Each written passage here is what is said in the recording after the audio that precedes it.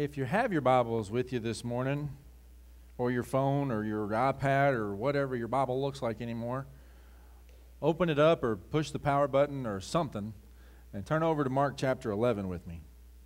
We're going to bounce between Mark chapter 11 and Matthew chapter 14 this morning. We're going to spend some time in both of them. If you remember last week, I was talking to you about faith and that succession of faith that Peter talks about, the things that build upon each other to get to a faith, a trusting faith, a faith in believing. Well, I mentioned last week a passage about if you had faith of a mustard seed, you would be able to move mountains. You remember that one? There's another place where Jesus is directly addressing the disciples, and he talks about if you have faith, tell that mountain to get in the water, and it'll move. And it made me think about that, and I want to take that and explore it a little bit further today. And that passage is in Mark chapter 11. But before we get there, I want to ask you a few questions, and you don't have to answer these out loud. As a matter of fact, it'd probably be a good idea if you didn't.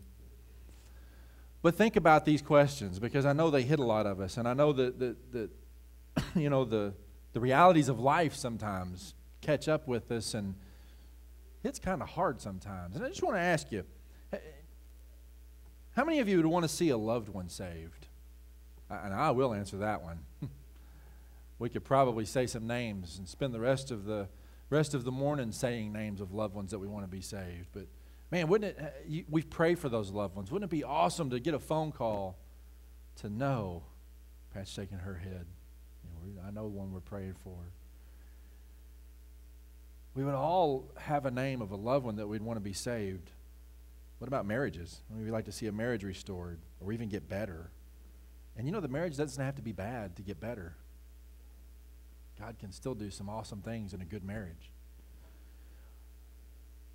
How many of you would like to see an obstacle removed in your life? How many of you are facing obstacles? Let me rephrase that. How many of us are facing obstacles? Wouldn't you like to see those just go away? What about miracles? Wouldn't you like to see miracles again? You know, we read about all the miracles that Jesus performed. We read about the overwhelming miracles. I still believe that we see miracles every day. We just don't open our eyes to see them. Or we don't label them as miracles. But wouldn't you like to see miracles? What about healing? Wouldn't you like to see healing? Wouldn't you like to feel healing? Amen. Wouldn't you like to get your house in order? We'll move right along with that one. There's two houses I'd like to get in order. One is my house and one is the church house. Wouldn't you like to see that happen? What about finances? Wouldn't you like to see your finances restored? Wouldn't you like to see that hurdle moved out of the way? What is it that keeps us from achieving these things? What is it that keeps us from seeing these things? Whatever your mountain is, what is it that keeps you from moving your mountain into the water? What is it that keeps you from getting your mountain out of the way? The answer may surprise you. Guess what the problem is? Guess what the reason we can't get the mountains out of the way is? It's because we try to. It's because we think we can. It's because we put our faith maybe in not the thing that we need to put our faith in, but in something that's never going to move a mountain. We put our faith in ourselves. You ever caught yourself doing that? Guess what happens when you put your faith in yourself? Boy, we let ourselves down in a big kind of way a lot of times, don't we? Well, let's look and see what the Word says about this. There's a couple of things I want to talk about today, and we'll get there in a minute. But look with me in Mark chapter 11, down there in verse 22. Jesus has just done something pretty audacious, really. He's just cleared the temple. He's just gone through, and we see a side of Jesus that's not real happy. We see a side of Jesus that it's pretty angry at the way some things have become. And he goes through and he starts clearing the temple. And you remember right after that, the fig tree. He curses the fig tree, and it withers like he says it's going to. And then he comes to an interesting passage here where he talks about their faith.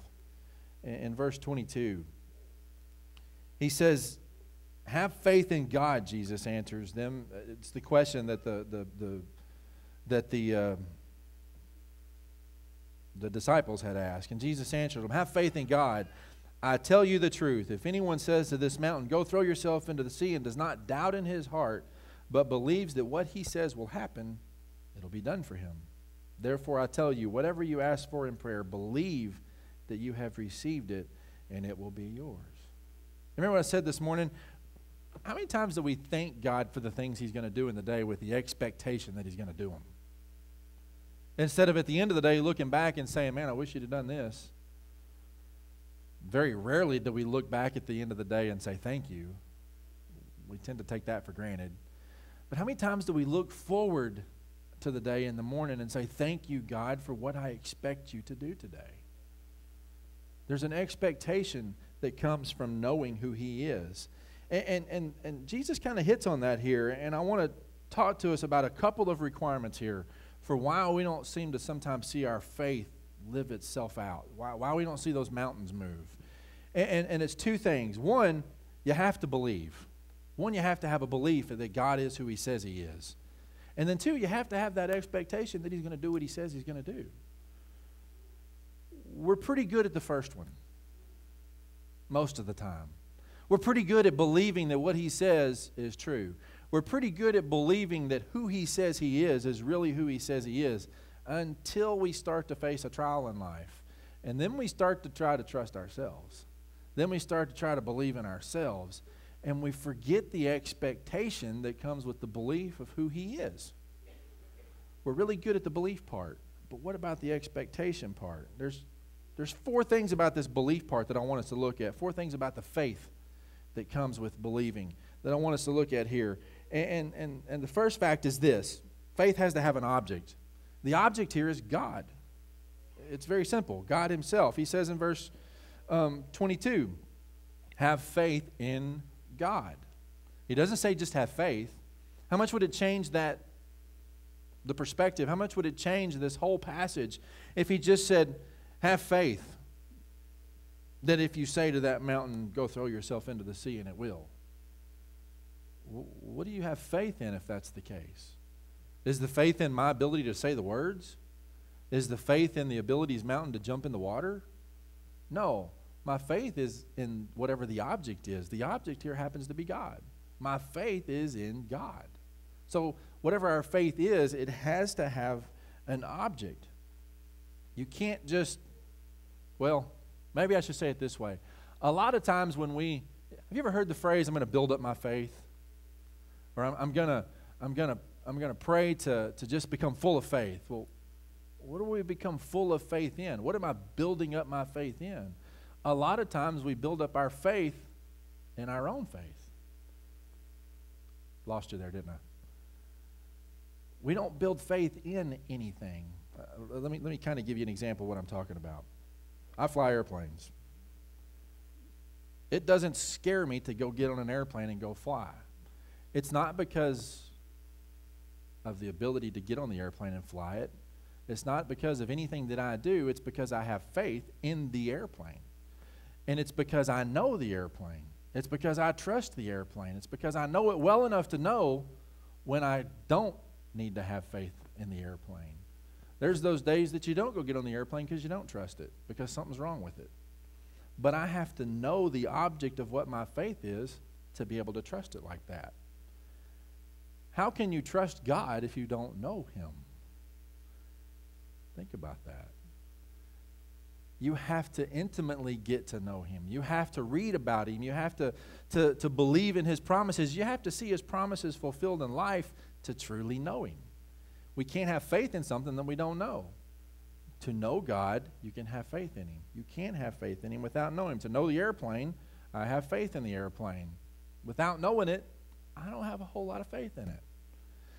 That's just kind of the way it works. It's kind of like the two guys that went out ice fishing. Anybody ever been ice fishing? I've never been, but it looks like fun. It looks kind of cold. But it's kind of like the two guys that went out, and one of them, just the locals told him the popular spot to go to and told him, you just go out on the ice and you just dig your hole or cut your hole and throw your line in, and before you know it, you're going to catch all kinds of fish. Well, he's going on their word. He doesn't know the spot. He doesn't know the ice. He doesn't have faith in the fact that the ice is going to hold him. So what does he do? He kind of inches his way out there and is holding on to that last tree limb, and And you can imagine the fear that starts to set in as you hear the ice start to settle, and I don't know how thick this ice is. So is it going to break anytime? Man, if it breaks and I fall through, this is not going to end well. You know, it's starting to get kind of cold out here. I don't really want to go do this anyway. And before you know it, he backs off the ice, and he goes back, and he never catches any fish. Well, then you got one of the locals that he doesn't even think about it. He just traipses on out to his spot and cuts the hole in the ice and drops his line, and before you know it, he's got a whole string full of fish. What's the difference in the two? One of them had faith in the ice because he knew the conditions. The other one didn't have faith in what he was doing because he was going on what somebody else told him. Which one are we? Do we go on what somebody else tells us about who God is, or do you know who God is? In order to have faith, you have to know the object. God happens to be the object here. Have faith in God. Jesus answered. And I'll tell you the truth. If anyone says to this mountain, go throw yourself into the sea, and does not doubt in his heart, but believes that what he says will happen, it'll be done for him. The second thing your faith has to have is a purpose. Does your faith have a purpose? What is that purpose? Here, the purpose is pretty spelled out. If you believe in him, anyone that says this to this mountain, go throw yourself in, the purpose of your faith here, the purpose of their faith here is to throw the mountain into the sea. Now, how many of you have ever had this thought in your head, what would it really look like if I could physically make a mountain move? I-40 would be a whole lot straighter. Well, then that's two faiths that you'd have to have. One, you'd have to move the mountain, and you'd have to straighten the road. So that may be asking a little much. But what is he talking about here when he says move a mountain? Is he literally talking about a mountain? Is he talking about a Mount Everest or a Pinnacle Mountain kind of thing? No. He's not talking about physically moving a piece of rock. It's figuratively used. The Jews understood that. The Jews understood that they're talking about the things in life that seem to be impossible, talking about the difficulties in life. Now that kind of puts it into perspective. How many of you have mountains in your life? Yeah. Sometimes I wish they were a Pinnacle Mountain kind of mountain instead of a Mount Everest kind of mountain. But we all have these things that we deal with. We all have these difficulties. What is the purpose of your faith? It's to have faith in an object that I know can get that thing out of my way. Your purpose is to move the difficulty. This is what Jesus is telling them. The reason Jesus discussed, or there's a reason that Jesus discussed along with this prayer. How purposeful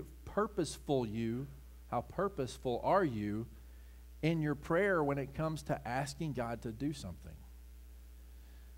Well, I know I'm supposed to pray, so God, can you help me out? Do you think he hears a prayer like that? Sure, he hears it.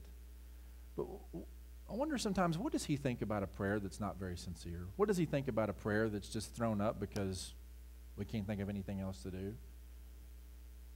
As opposed to, God, I know that you're the creator of this problem. I know that you're the creator of everything that I deal with. I don't understand it. I don't know why it's in my way, but I know because of who you are that you can move it out of my way, and I'm going to trust in you to do that. God, would you move this out of my way? How easy is it to trust someone that doesn't appear to have trust in you? Think about that. How easy is it to put your life in someone's hands that you don't know you can trust with your life?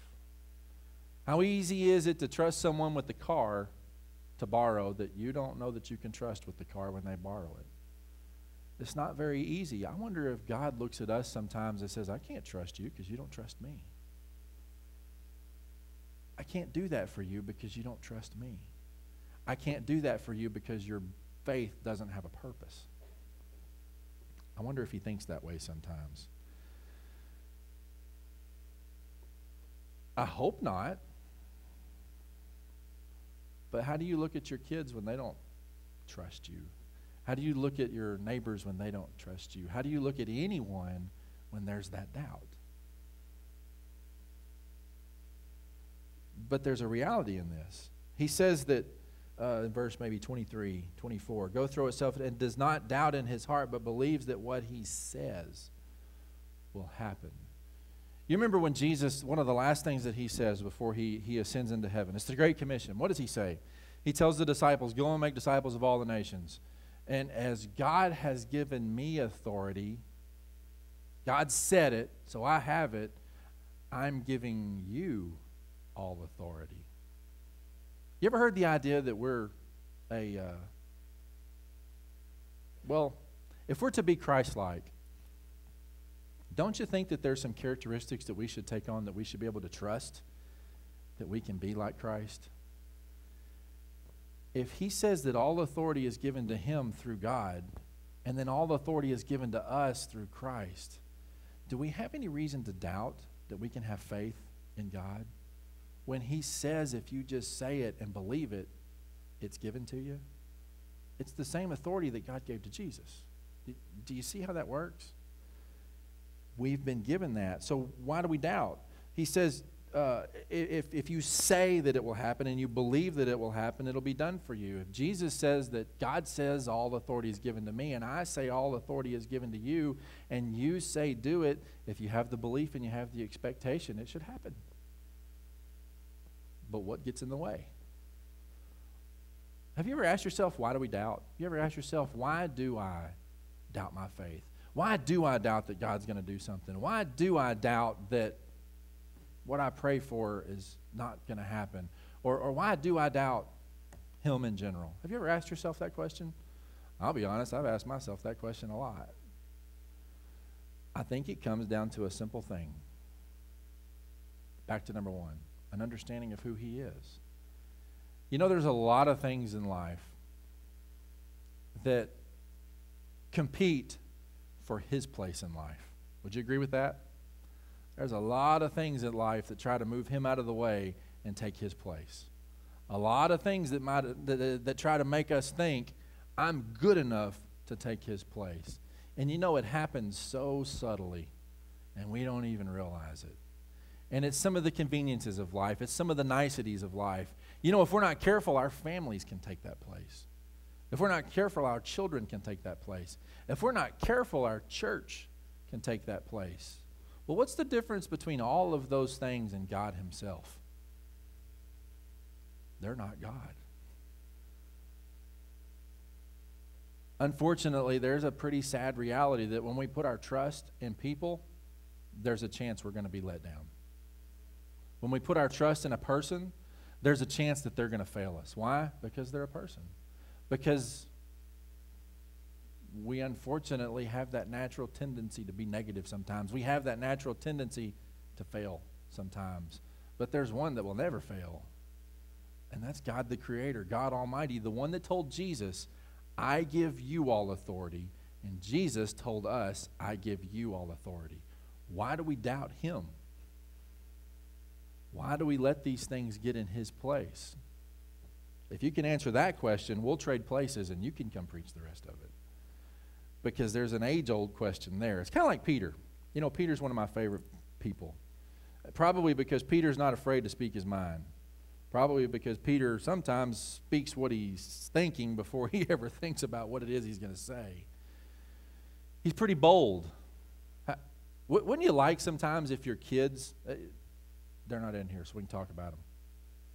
Trent cracks me up sometimes because he'll start to tell me something and it's like the attention span to tell me is about 2 seconds long. And then while he's telling me, it turns to, what did you say, son? And then he looks at me like I'm an idiot because I didn't hear him. Because I didn't pay attention to him. I think Peter was probably that way sometimes. He would get all excited and say something before he ever thought about what he was going to say, and then something else got his attention, so he was off to here, off to there, off to wherever, before he ever thought about what he was doing. It's kind of like when he denied Christ. I don't know that guy. I don't know that guy. No, I'm not part of them. And then the sudden realization that he had messed up. He spoke before he thought about what he was saying. One of the most perfect illustrations of that is Peter walking on the water. That's one of my favorite stories in the whole Bible. And it's that belief and expectation thing of faith. It's in Matthew chapter 14. Turn over there with me for a minute.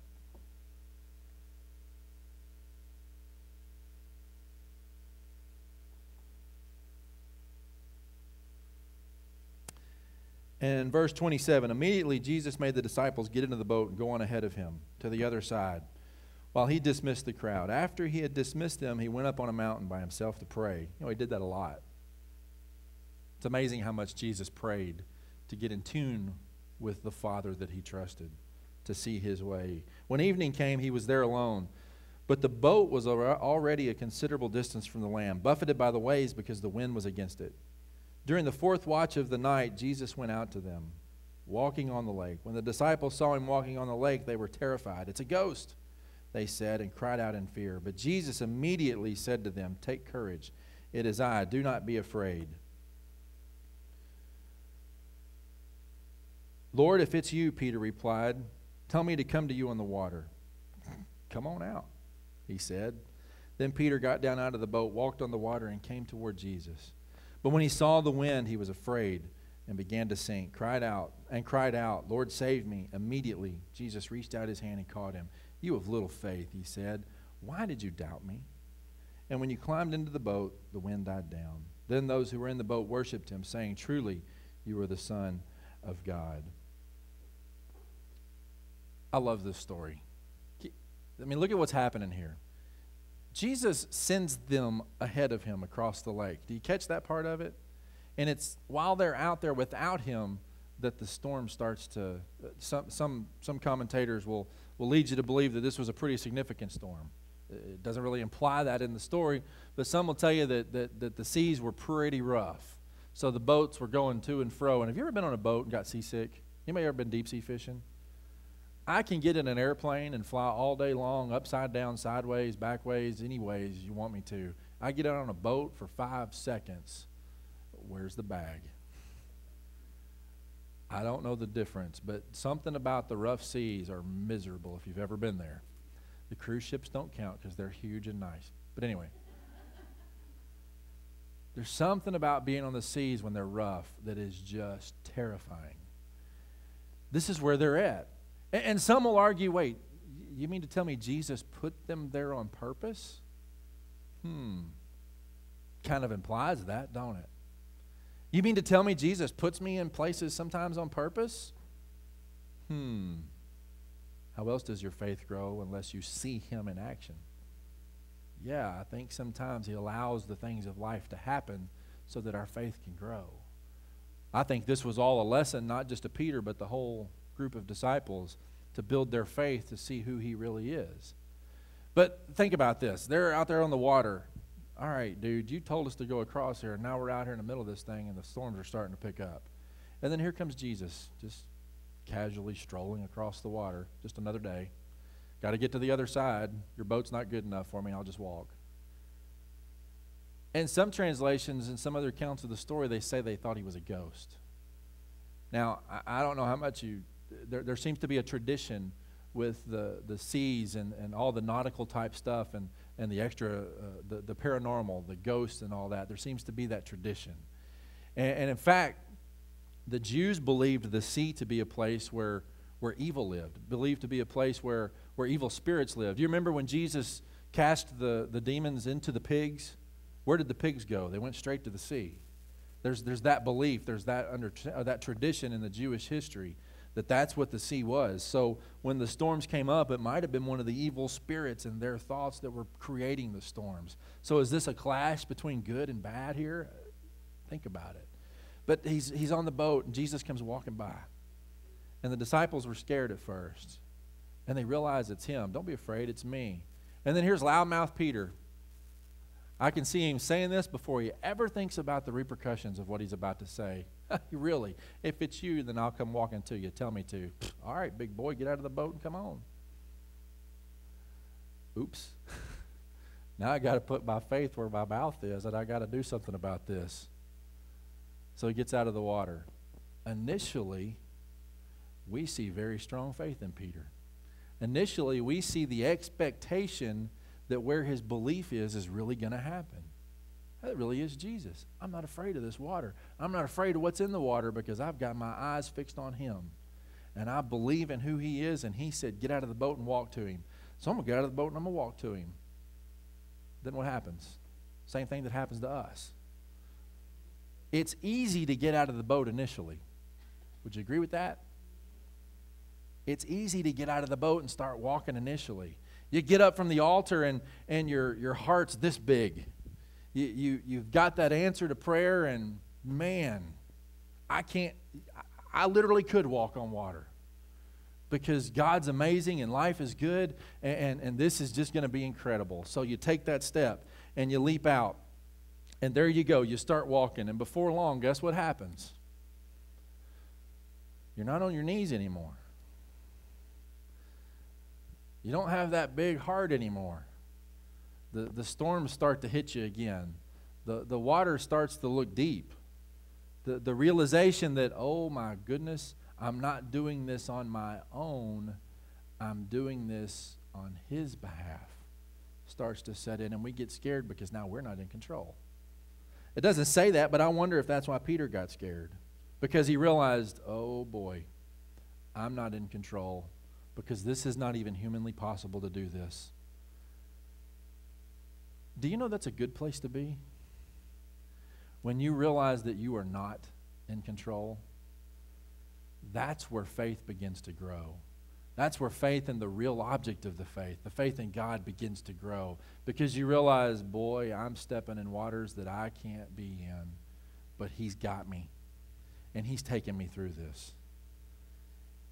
And you start to see that faith is real. Peter started looking aside from Jesus. In fact, when he looks away and starts to look at the water and takes his sight off Jesus is when he starts to fall and he starts to fail. But can I give you a little bit of a promise here today? Can I give you a little bit of encouragement that it really doesn't matter how deep the water is. It doesn't matter how rough the seas are. It doesn't even matter if we begin to lose that faith and we start to fall. Do you know that Jesus is just a cry away? What does He say? When He saw the wind, He was afraid, and He began to sink, and He cried out, Lord, save me. And what does it say Jesus did? It says, nah, I think I'll let you learn your lesson here, pal. I'm just going to step back here because I'm not getting wet. I'm good. You're the one that's getting wet because you didn't listen to me. I'm just going to step back here, and I'm going to let you fall in the water a little bit. You better hold your breath before you go under, because it might be a while. No, that's not what Jesus said. It says that immediately He reached down to grab him. Do you know what you learn in those lessons? You know what you learn in those times of life? You learn two things. You learn one, that God's always going to be there. All you got to do is cry out His name and He's going to be there. But I hope that there's another lesson that we learn in that. We don't have to get to the point where we have to cry out His name. I'm not saying don't ever get yourself so high and mighty and holier than thou that you don't think you need Him, because then we're setting ourselves up from failure. But what I am saying is that it is possible to walk in so much faith of who He is and the expectation of what He can do and what He will do, that there's not those crisis moments where we have to reach up and say, I'm drowning, grab me. Did you know that's possible? It all comes down to the belief in who He is and the expectation that He's going to do and what He says He's going to do. There's a third fact that I want us to see. And the fact is this: how do you possess that faith? It's very simple. It's through prayer. Jesus says, explicitly, He says, the one that does not doubt in his heart but believes that what He says will happen, it'll be done for him. He's simply saying, don't doubt. If God says it, believe it. If you ask it in belief of who He is, don't doubt it. Now, it may not happen in our time, may not happen exactly when we want it, but we can rest assured that if there's faith in Him and there's an expectation that He's going to do it, you can expect that it's going to happen.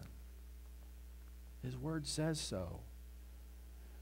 There's a fourth fact, and the fact is the result of faith. What is that result? And this is pretty clear, that if you believe, it will be done. There's the expectation part. Now, how hard is it to do both of those? How hard is it to truly expect that what you believe in, how hard is it to truly expect that what God says He'll do, He'll do? Sometimes it's very hard to expect. And here's why. Well, let's use another Jesus example. Look at Mary and Martha and Lazarus. Jesus, you're 4 days late, pal. He's been in the grave 4 days. Matter of fact, he's been there so long that he's pretty smelly right now, and you don't want to go get him. Is it ever too late for Jesus? No. But here's the lesson in that. We lose the expectation when we don't see the results immediately. How frustrating is it to go to McDonald's and sit in the drive-thru for 3 minutes? It's very frustrating because it's supposed to happen right now.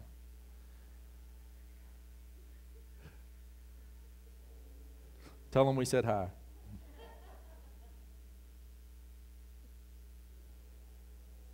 We don't like having to wait on things. We're a microwave society. We're an instant gratification society. Would you agree with that?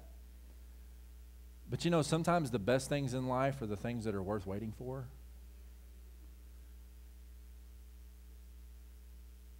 But if I can take a little bit now and be happy, do I really want to wait for what the real promise is and just be overwhelmed? You ask a kid that, guess what they're probably going to do? They're going to take the little bit now and be satisfied now.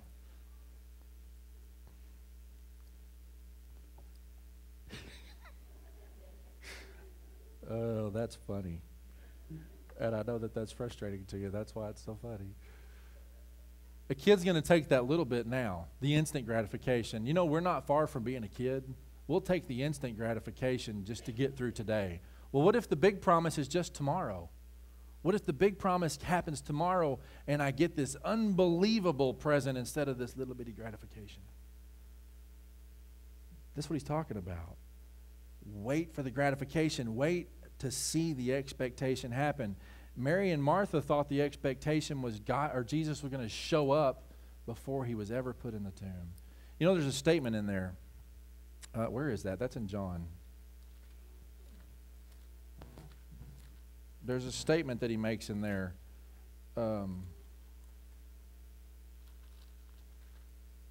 This is a good idea. Put yourself on the spot in front of everybody.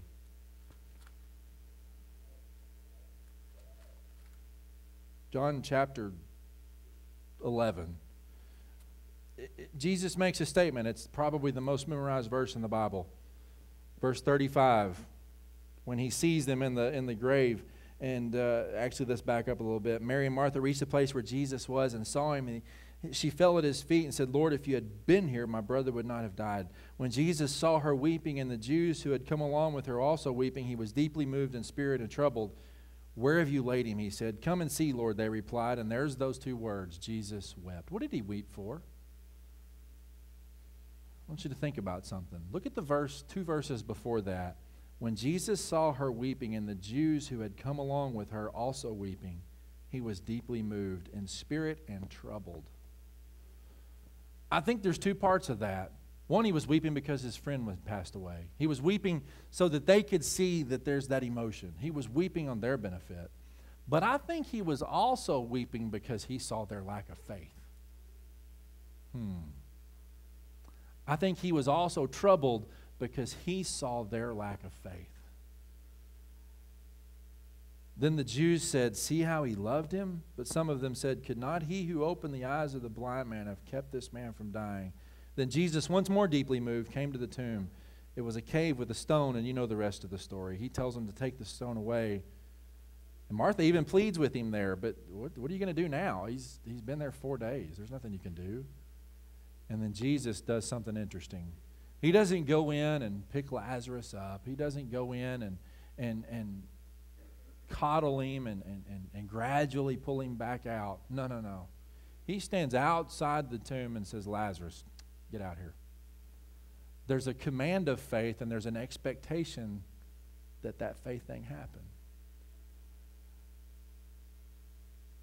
When we believe in something, do we really have the expectation that it's going to happen? Or do we have the expectation that it's going to happen the way we want it to happen? That's where we fail. And I'm just going to challenge you today. I want you to think about something. I know there's some big things in life that we're dealing with. There's some big things that some of you are dealing with that seem like Mount Everest times 2. Mount Everest just happens to be 23,000 something feet tall. You know, if God wanted it to be 40,000 feet tall, he'd have made it 40,000 feet tall. If he wanted the problems in our lives to be smaller, they'd probably be smaller. What's he trying to teach us in the problems that we deal with? What's he trying to build us to be in the stuff that we have to deal with? I think it's one thing. It's to build us to a point where we have the faith to believe in who he is and the faith to have the expectation that when he says it, he's going to do it. It doesn't matter how big the mountain is. It doesn't matter how small the mountain is. Wait. If you believe in the expectation, wait for it in his time. Lazarus had been there 4 days. You're 4 days late. Peter had just stepped out of the boat. It doesn't matter. What's your expectation? What's your belief? Stand with me this morning. I want you to see one more thing about this expectation thing. When you expect, when you believe and you expect, it involves everything that you are. That verse talks about that. Mark chapter 11, it's verse 24. Therefore I tell you, whatever you ask for, believe that you have received it and it'll be yours. It involves an expectation. The expectation involves our emotion. It involves our desires. You look at a kid at Christmas. Boy, when they expect to get something at Christmas, they get all excited because they believe that they're going to get it and they expect that it's going to happen. It also involves all of your will. You have to ask for it. Sometimes that's the hardest thing to do, is ask for whatever it is that we need out of the way. And then it involves all of our spirit because you have to believe it. Is there something that's getting in the way of your belief of who he is this morning? Is there something that's getting in your way of your expectation of what his promises are this morning?